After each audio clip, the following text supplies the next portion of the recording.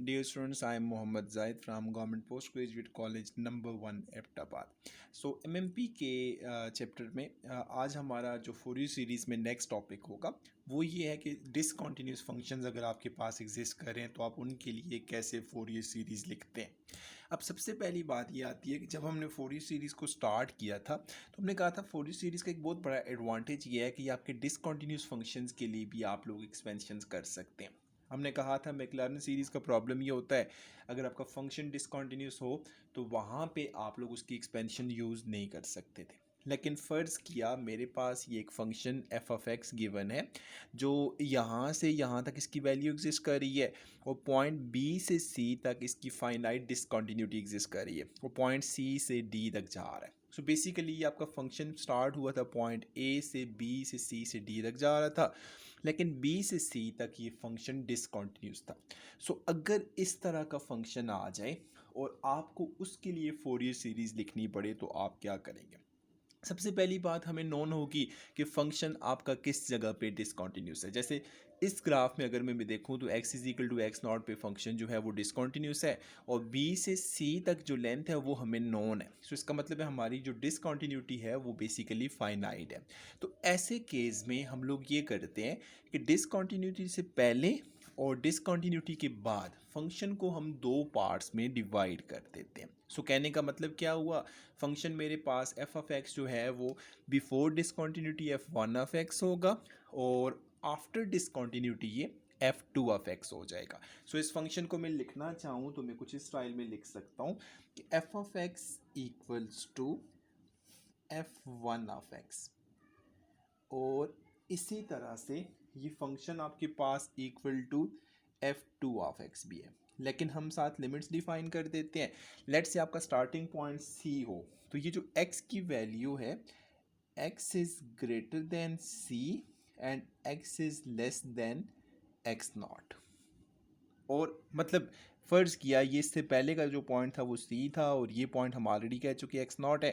F one of x के लिए जो आपके लाइक हम कह सकते हैं लिमिट्स हैं, स्टार्टिंग पॉइंट सी था और एंडिंग पॉइंट एक्स नॉट था। सी और एक्स नॉट के दरमियान ये आपका एक्स एग्जिस्ट कर रहा है और इसके लिए अगर हम लोग लिखना चाहें तो ये एक्स नॉट से बड़ा है और let's say x naught plus two pi तक चले जाएं या कहीं आप उससे ऊपर सी प्लस टू पाई तक जा सकते हैं। यहाँ पे इसकी वैल्यू एक्स की जो होगी x is greater than x naught and that is less than c plus two pi. ये लिमिट्स हमने अपनी चॉइस पे ले ली कि आपका फंक्शन यहाँ पे एफ ऑफ एक्स दो लिमिट्स में आ गया।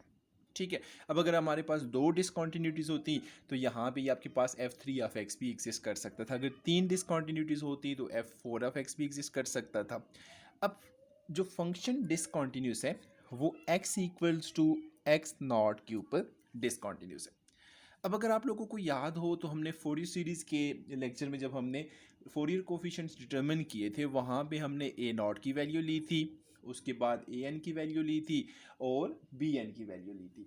ए नॉट के बारे में हमने कहा था कि जो आपका ए नॉट होता है वो basically one by pi into F of x d x के बराबर था। इसी तरह से ए एन जो था वो भी उसी तरह से आपके पास वन बाई पाई और integral of f of x cos of n x d x था और जो बी एन था वो one by pi into integral of f one of x sine n x d x के बराबर था। अब यहाँ पे भी मुझे वही फोरियर कोफिशिएंट्स चाहिए। सबसे पहले मैंने फोरियर कोफिशिएंट फाइंड करना है ए नॉट का, फिर मैंने उसके बाद फाइंड करना है ए एन को फाइंड करना है और फिर मैंने फोरियर कोफिशिएंट फाइंड करना है बी एन के लिए। अब मेथड वही होगा, मोर और लेस वही चीज़ें होंगी, सिर्फ हम उसको दो पार्ट्स में डिवाइड कर देंगे। वहाँ पे आपने कहा था ए नॉट जो होता है ये इक्वल था one by pi into integral of f of x d x कहा था। यहाँ पे मैं इसको F one of x d x कह देता हूँ और plus F two of x d x कर लेते हैं। मतलब एफ वन के लिए भी हम ले लेंगे और एफ टू के लिए भी ले लेंगे और ये आप इसको दोनों को इंटीग्रेट करके वन बाई पाई से मल्टीप्लाई कर दें, ये रिजल्ट बनेगा। और जो इन इंटीग्रल्स की लिमिट्स होंगी, इसकी लिमिट ऑलरेडी हम कह चुके थे, ये आपके पास सी से लेके एक्स नॉट तक था। और ये जो f2 ऑफ x था ये x नॉट से जाके c प्लस 2 पाई तक जा रहा था। सो जब कभी भी मेरे पास डिसकंटिन्यूस फंक्शन आएगा तो डिसकंटिन्यूस फंक्शन के लिए मैं ए एन की वैल्यू ऐसे फाइंड करूँगा। अब सेम मेथड अप्लाई करके ए नॉट की वैल्यू फाइंड करूँगा। अब सेम मेथड के साथ अगर मैं ए एन की वैल्यू लिखना चाहूँ तो वही कुछ इसी तरह का रिजल्ट बनेगा।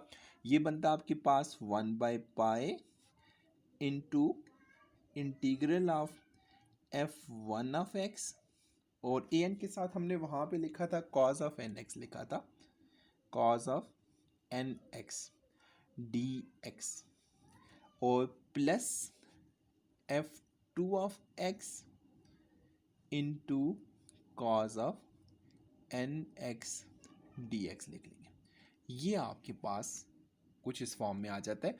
और लिमिट्स इसकी भी उसी तरह से c से लेके x नॉट तक f1 के लिए थी और x नॉट से लेके c प्लस 2 पाई तक f2 के लिए आ गया।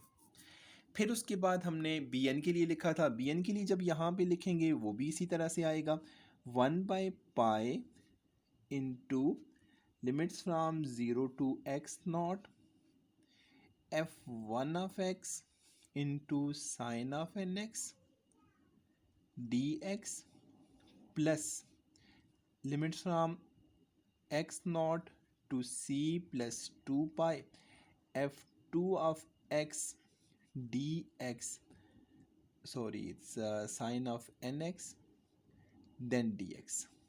तो ये कुछ इस फॉर्म में आप लोग ए नॉट ए एन और बी एन फाइंड कर सकते हैं। सो जब कभी भी आपको डिसकंटिन्यूस फंक्शन दिया होगा आप यही समझ लें आपके क्वेश्चन के दो पार्ट्स बन गए हैं। आपने सेपरेटली पहले पार्ट के लिए फोरियर सीरीज सेपरेट फाइंड करनी है, दूसरे के लिए सेपरेट फाइंड करनी है। ए नॉट दोनों के सम कर दें, ए एन दोनों के सम कर दें, बी एन दोनों के सम कर दें और सब्स्टिट्यूट कर दें, आंसर सेम आएगा। या सेकेंडली आप ये कर सकते हैं कि f1 ऑफ x और f2 ऑफ x को इंटीग्रेट कर दें, ए एन के लिए भी, ए नॉट के लिए भी और बी एन के लिए भी। ए नॉट के लिए आपने सिंपली f1 ऑफ x को और f2 ऑफ x को इंटीग्रेट करके 1/पाई से मल्टीप्लाई करना है। ए एन के लिए आपने f1 ऑफ x को cos ऑफ एन एक्स से मल्टीप्लाई करना है और f2 ऑफ x को भी cos ऑफ एन एक्स से मल्टीप्लाई करना है। और बी एन के लिए f1 ऑफ x को sin ऑफ एन एक्स के साथ मल्टीप्लाई करके इंटीग्रेट करना है और f2 ऑफ x को भी sin ऑफ एन एक्स के साथ मल्टीप्लाई करके इंटीग्रेट करना है। और एट द एंड जो इन दोनों के आंसर्स आएंगे उनको पाई से डिवाइड कर देंगे। तो यहाँ से आपको ए नॉट ए एन और बी एन की वैल्यूज़ मिल जाती हैं। सो डिसकंटिन्यूस फंक्शंस के लिए हमारा इशू रिजॉल्व होता है। अब इसके साथ एक और इशू है, हम लोग ये देखना चाहते हैं आपका फंक्शन जो था, क्योंकि हमने कहा था x is equal to x naught पे आपका फंक्शन कंटिन्यूस था। सो इसका मतलब है x equals to x naught पे आपका फंक्शन डिसकंटिन्यूस है। आप कह सकते हैं ये आपकी डिसकंटिन्यूटी जो थी वो फाइनाइट थी। सो इसका मतलब है सम ऑफ फोरियर सीरीज अगर आप यहाँ पे लिखना चाहें तो वो कैसे लिखेंगे, उसके लिए हम लोग ये करते हैं कि इस फोरियर सीरीज़ का सम अगर हम लिखना चाहें तो वो कुछ इस फॉर्म में आएगा, equals to 1/2 into limit h approaches to 0 f of x naught minus h plus limit h approaches to 0 f of x naught plus h आ जाएगा। सो ये तो आपका वही है कि मतलब आपने जहाँ पे आपका फंक्शन डिसकंटिन्यूस है, लेट्स से यहाँ पे था, तो हम क्या करते हैं एक्स नॉट जो आपकी एवरेज वैल्यू है वहाँ से उसमें से एच को माइनस भी कर दें, एक्स नॉट प्लस एच की करके एफ ऑफ एक्स फाइंड कर लें और दोनों वैल्यूज़ का सम करके डिवाइडेड बाई 2 कर लें तो ये आपको वैल्यू मिल जाएगी। और यहाँ हम कह सकते हैं कि ये आपके पास like sum of Fourier series जो होती है वो just like arithmetic mean of two values बन गई है, that is the sum of two values divided by 2।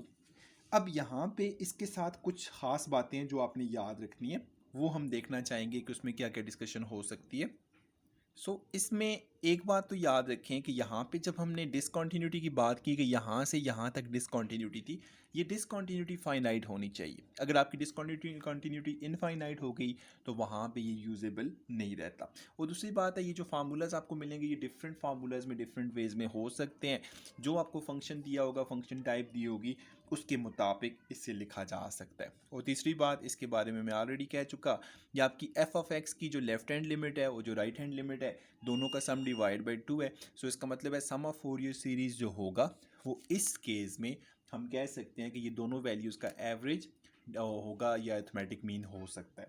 अब आप लोगों ने इसके साथ कुछ सेल्फ असेसमेंट के लिए और सेल्फ स्टडीज़ के लिए आपने कुछ एग्जांपल सॉल्व करनी है। एग्जांपल नंबर 4, एग्जांपल नंबर 5 और एग्जांपल नंबर 6 आपका होमवर्क होगा। तो ये आप लोग देख लें इसमें, और फिर अगर कोई कन्फ्यूजन या कोई इशू होता है तो उसे हम लोग डिस्कस कर सकते हैं।